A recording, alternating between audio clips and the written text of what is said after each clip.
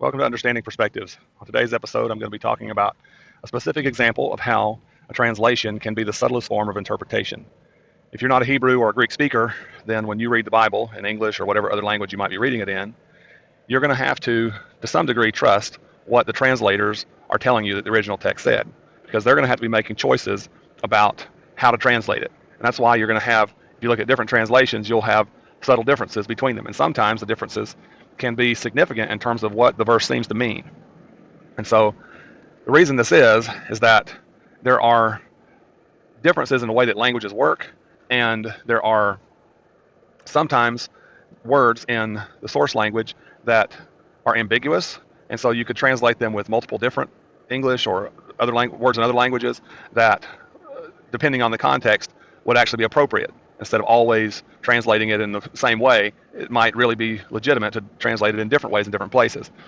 Conversely, if you have multiple words in the source language that can be translated by the same word in English, or multiple words that can be translated by different words in English, you can have confusion on the part of the reader because of these differences. And depending on how that the translator decided to render these, they can influence, either on purpose or by accident, what your interpretation of the Bible is about a particular subject. And so in this case, I want to talk about the word hell, and how that there are 4 different words in the Bible, 1 Hebrew word and 3 Greek words, that are all translated hell at least some of the time, and they're translated to other words other times. So I'm going to start with the word Tartarus, which is used in 2 Peter 2:4, and it's the only time that it's used in the Bible. And I'll just go ahead and read the verse. It said, "For if God did not spare angels when they sinned, but cast them into hell, or Tartarus, and committed them to chains of gloomy darkness to be kept until the judgment." Okay, so this word, because it is only ever used of angels, if you know that, then this verse can be discarded, if you will, in terms of trying to establish what it is that happens to people after the judgment. Because it doesn't tell us anything about people, it only tells us about angels. So while it has value for knowing what we're going to think about angels and that they're in this place and that they're in gloomy darkness being kept until judgment, that doesn't tell us about anything that happens to people. And so we go back to the Old Testament now and read Psalm 16:10. It says, "For you will not abandon my soul to Sheol, or let your Holy One see corruption." This word Sheol is sometimes it's left untranslated, such as in this translation, so it's just the name of the place. But in other translations that would say hell or the grave or the pit or the realm of the dead, something like that. This verse is quoted in Acts 2:27. It says, "For you will not abandon my soul to Hades, or let your Holy One see corruption." And so because this is the quotation of one Hebrew text in a Greek text, and we can see that Hades is the Greek word that was used to translate the Hebrew word Sheol into Greek, we can know with some confidence, I think, that Hades is talking about the same place as Sheol. So these are not 2 different things. They're talking about the same thing. And so if we look in the Old Testament, because there's a lot more times in the Old Testament that the word Sheol is used and the word Hades is used in the New Testament. So if we look in the Old Testament, that can help inform us about what this place is and who goes there. So with regard to who goes there, at least prior to the time that Jesus died and was resurrected, both the wicked and the righteous went to Sheol. So in Genesis 37:35, it says, "All his sons and daughters came to comfort him, but he refused to be comforted. No, he said, I will continue to mourn until I join my son in the grave." So his father wept for him. This is an account of Jacob, then known as Israel, who was mourning the death of his son Joseph because his brothers told their dad that he had died. And so Israel's anticipation was that he was going to go down to Sheol, to the grave, to hell, and be with Joseph where he was. Okay, so this, whatever we think about Sheol, whether it's the grave, like a physical grave, or whether it's just the place where the dead people go, or whether we think of it as hell, whatever we think of it, it's the place where righteous people go, or at least went. Some people think something different is going on now after the resurrection. I'm not going to be discussing that. All right, so in Psalm 9:17, it says, "The wicked shall return to Sheol, all the nations that forget God." Now this is talking about the same, this is the same Sheol, right? So this is also where the wicked go specifically.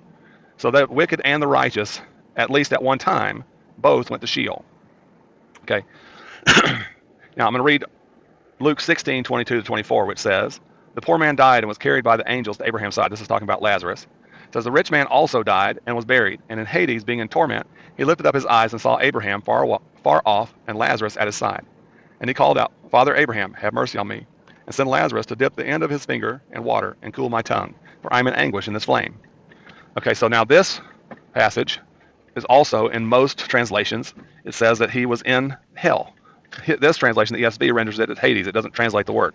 And so a lot of people think that this is the place of the final judgment, right? After the resurrection and the righteous and the wicked are judged, that this is where the wicked are cast, because it talks about being in torment and flames. But it's talking about Hades. This is the same place where the righteous go. And actually, Abraham and Lazarus were there in this same place. Now, they were across the chasm in the story that Jesus was telling, but they were both in this place called Hades. Now, Abraham and Lazarus were receiving comfort, while the rich man, who had been wicked in his life, was being tormented. So, whatever we want to say about this passage and however we want to understand it, this is not the place of the final judgment. This is the interim state. This is after death, but prior to the resurrection, because this is where everybody goes until then. So let me now move on to the last word that is translated as hell, and this is the word Gehenna.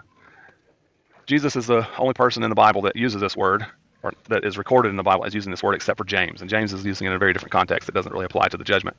But Jesus says in Matthew 18:9, if your eye causes you to sin, poke it out and get rid of it. You'll be better off to go into life with only one eye than have two eyes and be thrown into the fires of hell. And this is Gehenna, which means it's actually, if I'm understanding correctly, it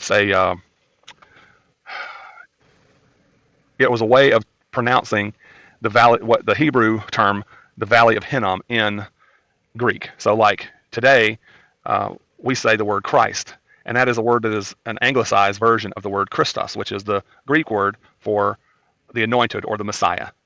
Messiah was the Hebrew word. So Christos was the translated word into Greek from the word Messiah in Hebrew or Mashiach, however they pronounce it in Hebrew.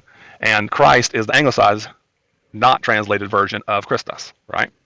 And so Gehenna is, if I think this is right, that it is the Greekicized, if that's even a word, version of the Valley of Hinnom. It just means the Valley of Hinnom. This is the place in the Old Testament where a lot of the child sacrifice was done, when you had people burning their children and offering up to the pagan god Moloch.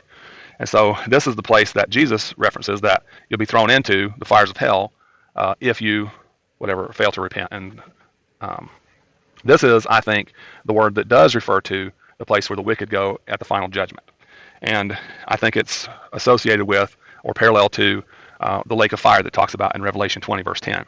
I'm going to read Revelation 20, verses 13 to 14 now. It says, and the sea gave up the dead who were in it. Death and Hades gave up the dead who were in them, and they were judged, each one of them according to what they had done. Then death and Hades were thrown into the lake of fire. This is the second death, the lake of fire. So the reason I read this verse is because it talks about Hades being thrown into the lake of fire. So Hades is the same place as Sheol, where people are held, both righteous and wicked, until the judgment. And so Hades is emptied out, right? It says that death and Hades gave up the dead who were in them, and they were judged, each one of them according to what they had done. And then death and Hades were thrown into the lake of fire. So Hades is different from the lake of fire, or from Gehenna, because it's actually thrown into the other one. So however you want to think about that as a literal or metaphorical thing, it's clear that they're two distinct things. I just think it's important to notice that these are not all talking about the same thing.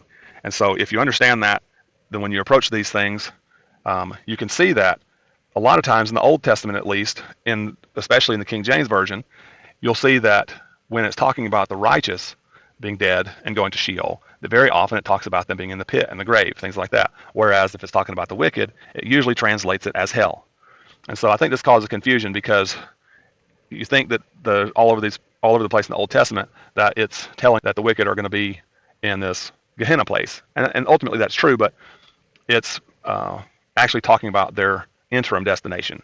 And so specifically because this relates to the Luke 16 story about Lazarus and the rich man, and the confusion that exists there about what place that's talking about, a lot of people get the idea that because the rich man was being tormented during the interim state, that he was going to therefore be tormented forever and ever in hell, in Gehenna, in the lake of fire. And however we want to interpret that, we just need to know that that's talking about two different places. And the duration that is in view needs to be considered separately from what happens in the interim state. So hopefully that makes sense, and it was helpful. And I've got other videos about this that help clarify what the different views are, whether you're talking about eternal conscious torture or conditional immortality, or I even have some talk about universalism, though I don't have much of that because I don't know a whole lot about universalism.